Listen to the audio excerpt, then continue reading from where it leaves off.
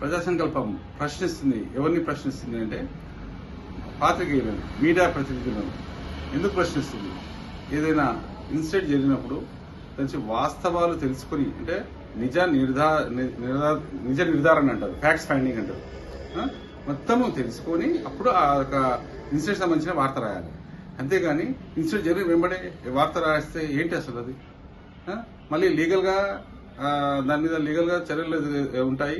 కాబట్టి ఏదైనా వార్త రాసేటప్పుడు ఆలోచించి ఫ్యాక్ట్స్ ఫైండింగ్ అనమాట, అవన్నీ మొత్తం క్షుణ్ణంగా పరిశీలించి ఆ ఇష్యూ గురించి అప్పుడు మీరు వార్త రాయాలి. అంతేగాని ఏ ఇన్సిడెంట్ మీద ఇష్టమైనట్టు వార్త రాయడమేనా? న్యాయస్థానాలు ఉంటాయి, చట్టాలు ఉంటాయి, మర్చిపోవద్దు. ఎవరు చివరికి బలేది ఎవరు తెలుసా? తప్పుడు వార్తలు రాసేవారు. కాబట్టి తప్పుడు వార్తలు రాసేవారికి హెచ్చరిక.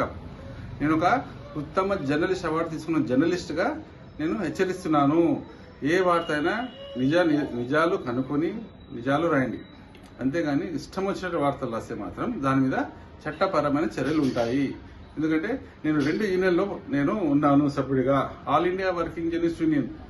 దాంట్లో AP Telangana social media in charge, అలాగే మళ్ళీ తెలంగాణ జర్నలిస్ట్ సంక్షేమ సంఘంలో స్పోక్స్ పర్సన్గా ఉన్నాను. కాబట్టి నేను ఒక యూనియన్లో సభ్యుడిగా ఎన్నో చూస్తాను నిత్యం. కాబట్టి మీడియా ప్రతినిధులు, పాత్రికేయులు జాగ్రత్తగా ఉండాలి ఒక వార్త రాసేటప్పుడు, లేదంటే చట్టపరమైన చర్యలు ఎదుర్కొంటారు. నేను హెచ్చరిస్తున్నాను. బాపట్ల కృష్ణమోహన్, ప్రజా సంకల్పం.